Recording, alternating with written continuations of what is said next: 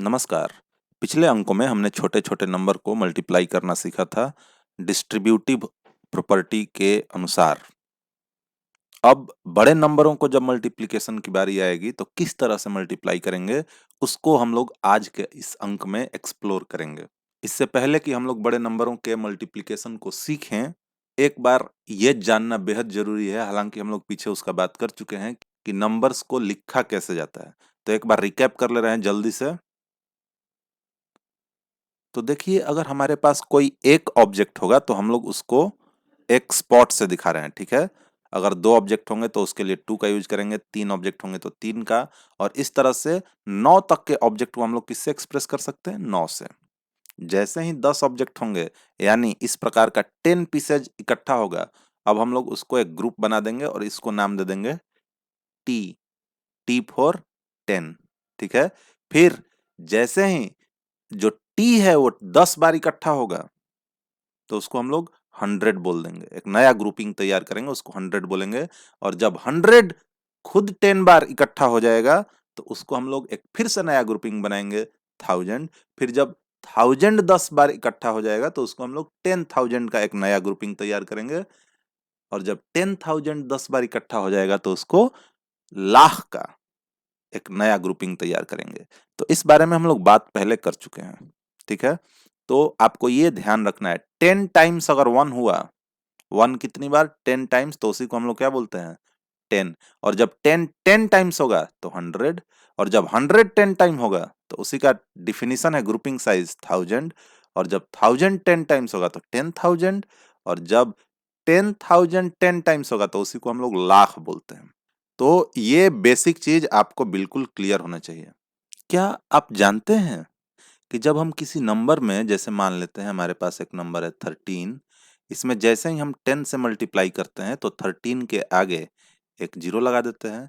अगर हमारे पास कोई नंबर है 28 टाइम्स, अगर हम 100 कर रहे हों तो 28 के सामने हम लोग 2 जीरो लगा देते हैं। अगर हम लोग किसी नंबर 503 से 1000 का मल्टीप्लिकेशन कर रहे हों तो हम लिखते हैं 503, वो नंबर उसी तरह से, और जितना जीरो होगा उसको इसके आगे लगा देते हैं। क्या आप जानते हैं ऐसा क्यों होता है? सोचिए। तो बड़े नंबर के मल्टीप्लिकेशन में ये 10, 100 और 1000 से जो मल्टीप्लिकेशन है, वो बड़ा इंपॉर्टेंट रोल प्ले करता है। जो बड़े नंबर्स का मल्टीप्लिकेशन है, उनमें सारा गेम इन्हीं 10, 100, 1000 के मल्टीपल्स का है। उन्हीं के मल्टीप्लिकेशन से बड़ा मल्टीप्लिकेशन होता है। तो सबसे पहले हम लोग बात करेंगे कि किसी भी नंबर में 10 से मल्टीप्लाई करते हैं तो क्या होता है? ये होता है, आप जानते होंगे, रूल के अनुसार आपने पढ़ा होगा कि जब 1 जीरो होगा तो 1 जीरो बिठा देंगे, 2 जीरो होगा 2 जीरो, 3 जीरो होगा तो 3 जीरो बिठा देंगे। लेकिन क्यों होता है? पहले हम लोग उसको देखेंगे कि ये हो क्या रहा है यहाँ पे। उसके बाद बड़े नंबर्स के मल्टीप्लिकेशन के बारे में बात करेंगे कि इनका यूज करके हम लोग बड़े नंबर्स को किस तरह से मल्टीप्लाई करते हैं।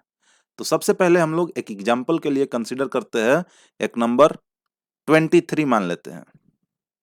कोई भी एक नंबर आप चूज कर सकते हैं। हमने एक नंबर लिया 23। जैसे ही हमने 23 लिखा, इसका क्या मतलब है? इसका मतलब ये है कि 3 हमारे पास वंस हैं और 2 हमारे पास टेंस हैं। तो हम लोग इसका ग्रिड बना लेते हैं। हमारे पास 3 वंस हैं और हमारे पास 2 टेंस हैं, ठीक है? तो 3 1 को हम यूं दिखा सकते हैं, 1 2 3, ठीक है? और 2 टेंस को हम यूं दिखा सकते हैं, 2 टेंस, ठीक है क्या? अब आप गौर कीजिएगा, जैसे ही हम कह रहे हैं 10 टाइम्स 23, इसका क्या मतलब है? तो 10 टाइम्स का मतलब ही ये है कि जितना भी आपके पास कलेक्शन है, वो अब 10 बार उसको रिपीट कीजिए और फिर उसको ऐड कीजिए, ठीक है? तो 10 टाइम्स 23 जैसे ही हम लोग करेंगे, इसका मतलब क्या हो जाएगा? Tens and ones. जरा गौर कीजिएगा, ये जो हमारे पास 3 वंस था, वंस का जो कलेक्शन था, उसको अब हमको 10 बार लिखना पड़ेगा। तो 1 2 3, 1 2 3, इस तरह से हमें 10 बार लिखना पड़ेगा।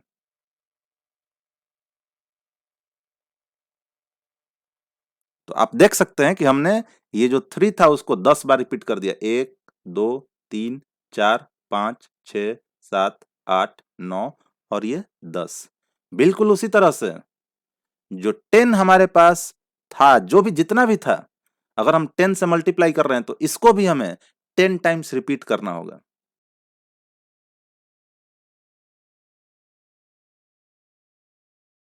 ठीक है क्या? तो आप देख सकते हैं हमने 10 को भी, ये जो हमारा 10 का कलेक्शन था उसको भी हमने 10 टाइम्स रिपीट कर दिया, जो वंस का कलेक्शन था उसको भी हमने 10 टाइम्स रिपीट कर दिया। ठीक है? अब जरा आप इसको गौर से देखिएगा। अगर आप इसको देखें, इस बॉक्स को अगर आप देखेंगे तो 1 10 टाइम्स आया। ठीक है? तो ये एक 10 बन गया, नहीं क्या? सिमिलरली ये जो आप देख रहे हैं दूसरा बॉक्स,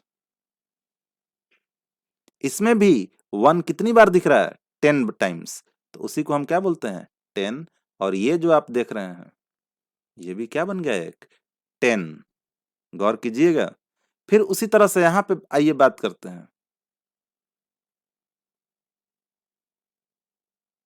ये जो आप एक बॉक्स देख रहे हैं इसमें 10 टी हैं, और 10 टी को ही हम क्या बोलते हैं? 100। और ये जो आप दूसरा बॉक्स देखेंगे तो ये भी क्या है? 100। तो आप समझ रहे होंगे हमने क्या रिजल्ट निकाल लिया। ठीक है?